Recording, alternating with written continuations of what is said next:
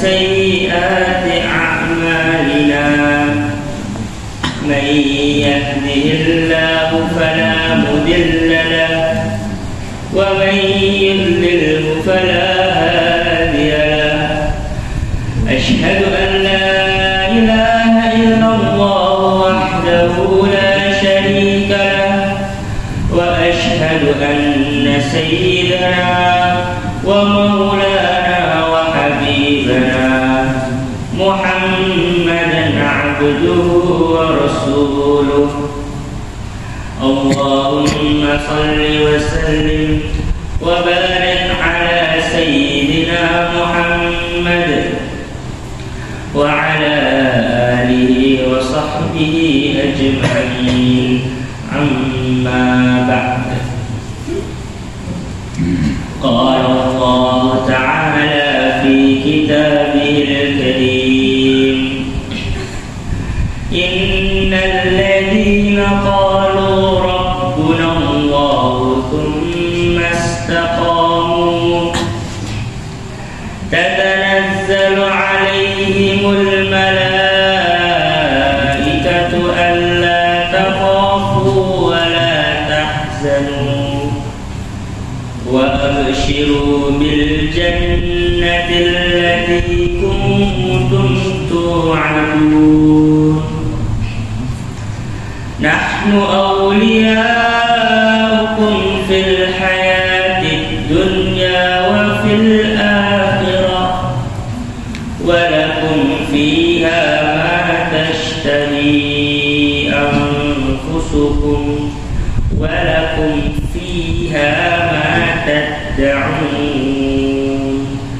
نزلا من غفور رحيم ومن أحسن قولا ممن دعا إلى الله وعمل صالحا وقال إنني من المسلمين.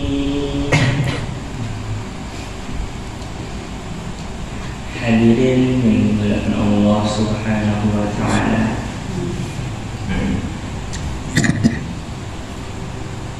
Marilah kita sedikit merenung. Marilah kita sedikit berpikir berapa banyak nikmat yang Allah berikan kepada kita.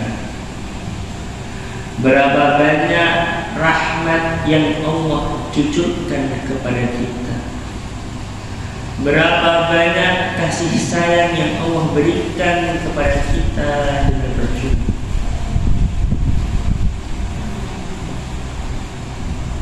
Allah memberikan kita nikmat, Allah mencucurkan kita rahmat, Allah memberikan kasih sayang secara cuma.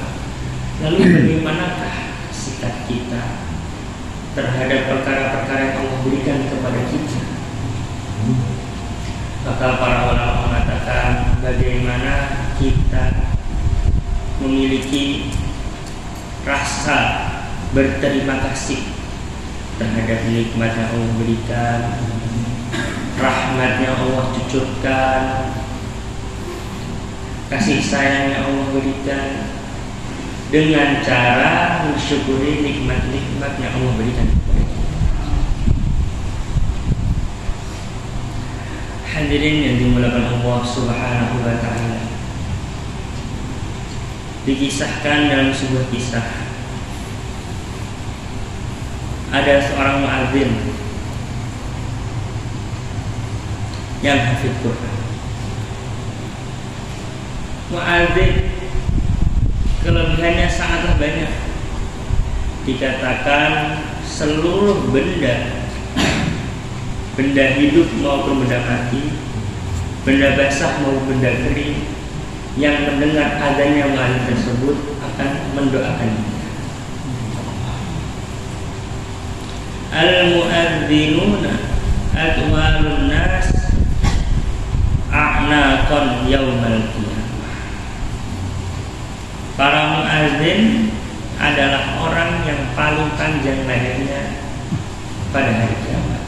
Dikala orang-orang tenggelam pada dengan keringatnya, muadzin selamat sendiri karena lehernya panjang. Muadzin adalah termasuk orang yang derajatnya paling tinggi di sisi Allah. Para muadzin adalah termasuk orang yang awal-awal masuk surga. Hafidz Quran sudah kita ketahui semua, begitu istimewa. Maka dikisahkan muadzin ini jatuh sakit parah, berujung mendekati kematian. Maka muadzin ini memanggil saudaranya, wahai saudaraku, ambilkanlah kitab Al-Quran. Maka saudara pun bergegas mengambil kitab. Ketika diambil saudaranya, dibawa kitab Al-Quran tersebut ke depannya. Diambillah kitab Al-Quran. Seraya wanita itu mengatakan, wahai saudaraku, saksikanlah, lihatlah bahwasannya saya tidak percaya dengan apa yang ada di dalam Al-Quran ini seluruhnya. Lalu dia mati. Semua orang yang melihat itu tercengang. Muadzin setiap hari kerjaannya azan, hafidz Quran 30 juz. Mengapa kok bisa demikian? Maka ditanyalah kepada saudaranya, mengapa bisa demikian? Apakah dia memiliki suatu keburukan yang sangat teramat berdosa dengan dia seperti itu? Saudara mengatakan, ya, dia memiliki satu keburukan, yaitu apa? Ketika zaman dahulu orang azan itu hadir di atas menara. Di atas menara, yang mana menara tersebut adalah pembatas antara wanita dan pria. Maka ketika seorang azan, dia bisa melihat para wanita yang sedang duduk. Maka ketika azan, muadzin tersebut melihat betis-betisnya para wanita yang sedang duduk. Setiap dia ada, dia melihat betis-betisnya wanita yang sedang duduk. Hadirin yang dimuliakan Allah Subhanahu wa Ta'ala, keburukan satu kali akan ada satu titik hitam di hati kita. Keburukan dua kali akan ada dua titik hitam di hati kita. Keburukan tiga kali akan ada tiga titik hitam di hati kita. Semakin banyak keburukan, semakin banyak titik hitam di hati kita. Naudzubillah, bila tidak ditobati, lama-kelamaan hitamlah hati kita. Maka berujunglah mati suul khotimah seperti muadzin. Hadirin yang dimuliakan Allah Subhanahu wa Ta'ala, seorang manusia yang bersyukur, ia tidak akan pernah rugi. La in syakartum la azidannakum. Kalau kamu bersyukur, maka akan tambah. Tidak akan rugi. Maka diceritakan dalam sebuah kisah, ada seorang raja. Yang raja ini sangat kaya. Istananya dilapisi emas, permata, intan, begitu mewah menjulang. Prajuritnya begitu gagah, kokoh, kuat, banyak. Rakyatnya begitu patuh kepada dia. Raja-raja pada tunduk kepada dia. Setiap apapun yang dia inginkan, mau menginginkan suatu perkara, maka pasti tertutup. Maka suatu ketika raja tersebut bergumam dalam hatinya, ya Allah, sudah lama saya ingin menikah, tetapi tak kunjung juga memiliki putra. Setelah dia bergumam demikian, berapa saat setelah itu akhirnya hamillah istrinya. Ketika dia mendengar istrinya hamil, maka bahagialah raja tersebut, senanglah raja tersebut. Akhirnya membuat acara pesta besar-besaran. Satu hari satu malam diundanglah seluruh rakyat, seluruh pekerja diundang dengan acara begitu mewah, begitu indah, begitu tata, begitu rapi, begitu istimewa. Setelah sekian lama, tak terasa akhirnya keluarlah anak tersebut dari kandungan ibunya. Ketika keluar lahir di dunia, ternyata hadirin anak tersebut adalah seorang laki-laki. Maka semakin bahagia raja tadi, semakin senang raja tadi. Maka diundanglah rakyat-rakyatnya, diundanglah menteri-menterinya, raja-raja dari kerajaan lain, diundang seluruhnya. Acara 3 hari 3 malam tanpa henti. Diberikan hadiah yang lebih istimewa, dibuat acara yang lebih besar, yang lebih mewah, yang lebih istimewa. Tak terasa besarlah anak tersebut. Ketika mulai beranjak dewasa, raja tersebut mengatakan dalam hatinya, "Ya Allah, saya ini memiliki seorang anak, yang mana anak ini mau saya jadikan sebagai penerus saya. Maka saya ingin, ya Allah, anak saya ini saya ajarkan ilmu-ilmu agar dia ini pantas mewarisi saya, atau bahkan lebih daripada saya." Akhirnya dipanggillah seluruh tokoh-tokoh dari pelosok-pelosok negeri, seluruh tokoh yang terkenal, seluruh tokoh-tokoh yang berpengalaman dalam mengajarkan ilmu dalam bidangnya masing-masing. Dipanggillah ke istana. Saya tadi mengatakan, "Wahai para tokoh, saya ini memiliki seorang anak, dan anak ini mau saya jadikan seperti saya.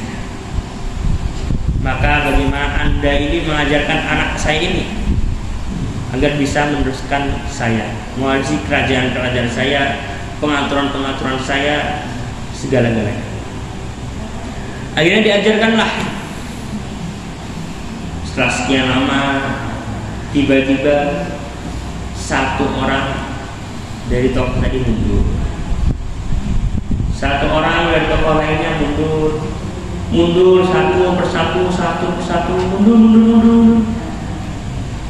Maka raja tadi heran dan bertanya, "Wahai para tokoh, mengapa kok Anda mundur mengurusi anak saya? Apakah ada sesuatu di anak saya?" Maka tokoh tadi mengatakan, "Wahai baginda raja, anak Anda ini sudah memiliki kelebihan yang sangat banyak, keistimewaan yang sangat banyak. Tetapi anak Anda ini mempunyai satu kekurangan yang membuat kami menyerah padanya. Kekurangannya adalah setiap diajarkan suatu perkara, apapun itu, dalam waktu sebentar sudah lupa. Ajaran apapun kami sudah berusaha mengeluarkan seluruh ilmu kami, tetapi anak Anda ini, wahai baginda, sekejap saja sudah lupa. Itulah kelemahan anak Anda. Maka pergilah seluruh tokohnya. Agar raja sendiri membuatlah sayembara. Disebarlah ke pelosok negeri. Barang siapa yang bisa mengajarkan anak saya ilmu, maka akan kuberikan apapun yang dia mau. Setelah sekian lama tak kunjung ada yang datang. Mengapa? Mungkin kalau berhasil mereka akan mendapatkan hadiah yang lebih istimewa. Tetapi kalau gagal, namanya baginda raja, ya pasti akan ada hukumannya. Maka setelah sekian lama sampailah sayembara tersebut kepada seorang ulama yang tinggal di desa pelosok, di pelosok desa, pelosok negeri, desa terpencil. Maka akhirnya ulama tersebut menyanggupinya. Setelah menyanggupinya, raja itu pun bahagia. Maka dikirimlah putra mahkota tadi ke ulama tersebut.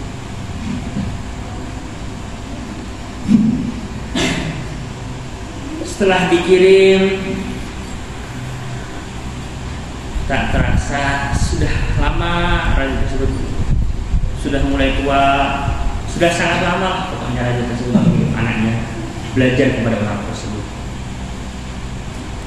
Maka raja tadi mengatakan kepada Perdana Menterinya, "Wahai Perdana Menteri, saya ingin menjenguk anak saya yang ngaji belajar di ulama tersebut.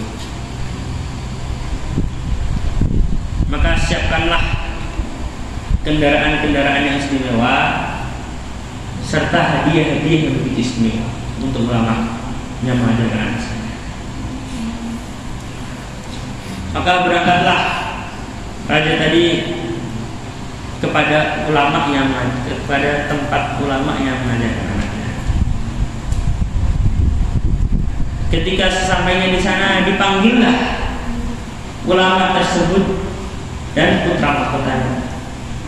Ditanya, "Wahai ulama, wahai putraku, sudah berapa banyak ilmu yang kau pelajari di ulama ini? Wahai ulama, sudah berapa banyak ilmu yang kau ajarkan kepada putra saya ini?" Maka ulama-nya pun hanya bisa menunduk dan terdiam. Di dalam hati ulamanya dia bergumam, bagaimana bisa saya ajarkan satu ilmu? Setiap saya ajarkan satu ilmu, dia akan lupa dalam waktu sekejap saja. Maka dia tadi bertanya, bagaimana wahai ulama? Semakin menunduk ulamanya, semakin terdiam ulamanya. Ditanya anaknya, bagaimana wahai anakku? Semakin menunduk anaknya, semakin terdiam anaknya. Satu jam, 2 jam, 3 jam. Akhirnya raja pun mengatakan seperti itu. Wahai anakku, wes kamu gak perlu banyak-banyak ilmu yang mau pelajari. Cukup satu ilmu aja yang kamu ingat ketika kamu belajar di sini. Satu ilmu aja, gak perlu 2, gak perlu 3, satu ilmu aja. Maka anaknya pun tunduk, mikir. Ketika anaknya kembali ke kerajaan, dibuatlah pesta yang begitu megah, begitu besar, karena mensyukuri anaknya tahu bahwasannya wanita yang sedang haid tidak berdosa. Pesta begitu megah, 7 hari 7 malam, seluruhnya diundang, diberi hadiah yang begitu istimewa.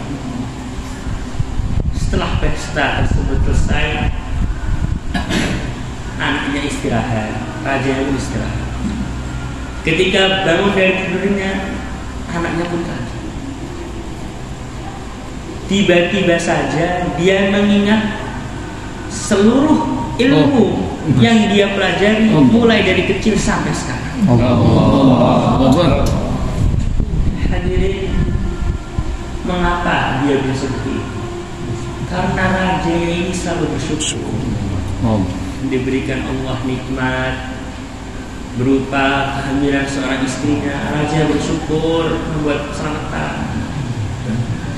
Diberikan Allah nikmat berupa anak laki, raja bersyukur walaupun anaknya lupa. Ingat satu ilmu saja, wanita haid tidak boleh sholat, bersyukur. La in syakartum la azidannakum. Hadirin yang dimuliakan Allah Subhanahu wa taala. Setelah kita mendengar fadilahnya orang yang bersyukur, maka akan muncul satu pertanyaan. Bagaimanakah caranya seseorang bisa bersyukur kepada nikmat-nikmat yang Allah berikan kepada kita? Caranya adalah, hadirin, kita sadarkan diri kita dari tidur kita. Kita sadarkan diri kita bahwasanya sudah sangat banyak nikmat yang Allah berikan kepada kita. Sudah sangat banyak rahmatnya Allah cucurkan kepada kita. Duduk di majelis ini dengan tenang, aman, gak gempa, itu sebuah nikmat yang Allah berikan kepada kita. Cobalah hadirin kita pikir sejenak. Seumpama Allah Subhanahu wa ta'ala tidak mengizinkan kita bernapas dengan oksigen yang Allah beri dunia selama 1 detik saja, insya Allah kita akan terkapar mati di sini. Bola mata yang Allah berikan kepada kita, gigi yang Allah berikan kepada kita, waktu yang Allah berikan kepada kita, itu adalah nikmat yang begitu besar. Saking banyaknya nikmat yang Allah berikan kepada kita, sampai-sampai kita tak akan bisa menghitungnya. Hadirin yang dimuliakan Allah Subhanahu wa ta'ala, saking banyaknya nikmat yang Allah berikan kepada kita, sehingga seakan-akan kita ini tidak pernah diberi apa-apa. Kita selalu tidak bersyukur. Mengapa dia kaya, saya miskin?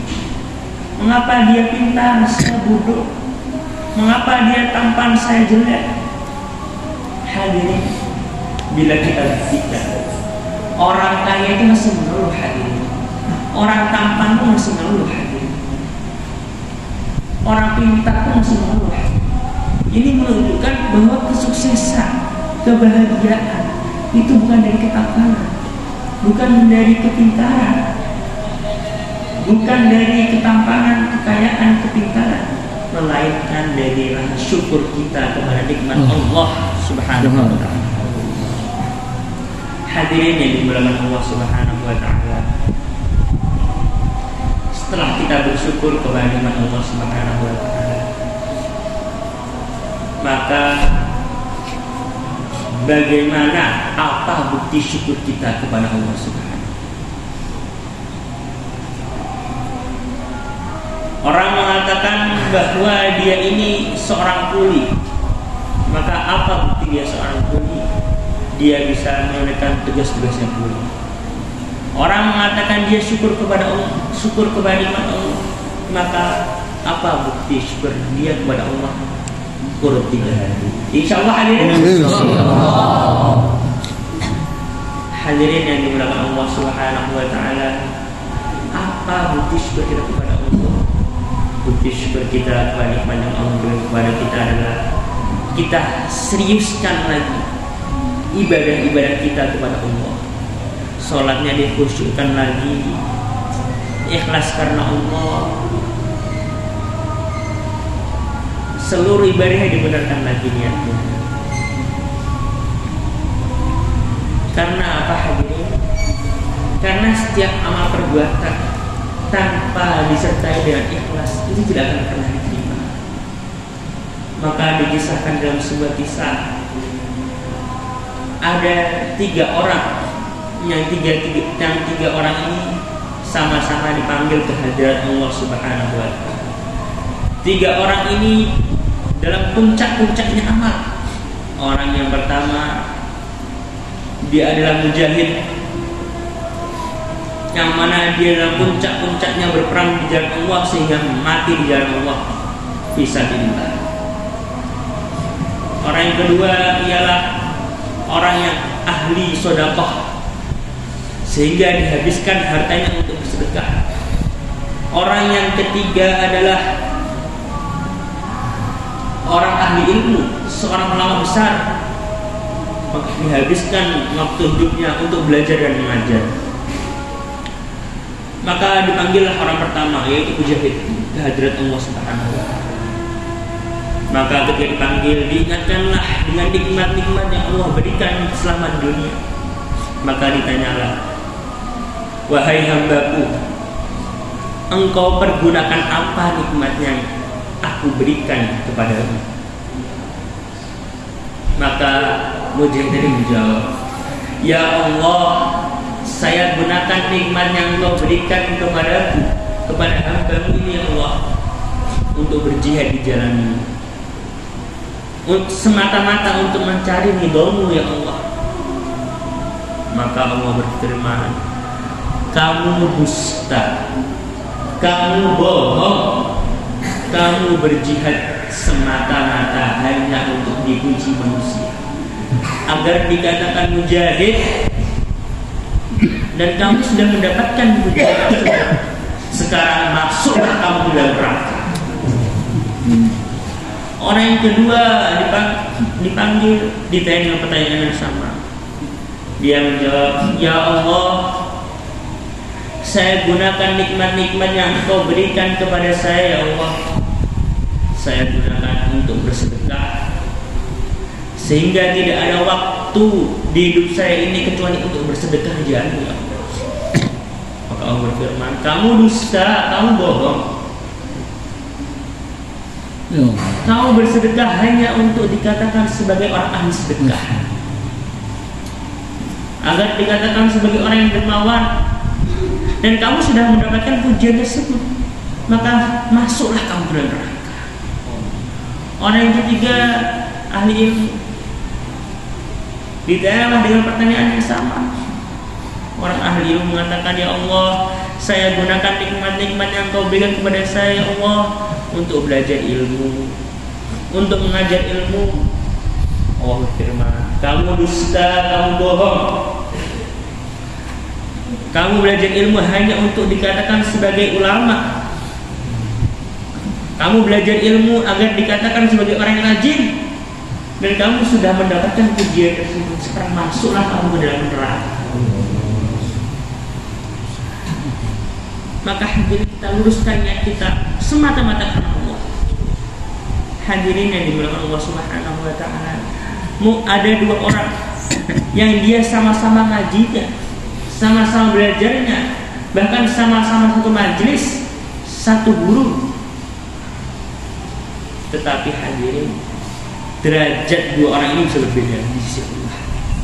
Satunya niat untuk mendapatkan ridha Allah, menyebarkan ilmu ke seluruh alam, mendapatkan surga, mendapatkan fadilah-fadilah yang lebih banyak.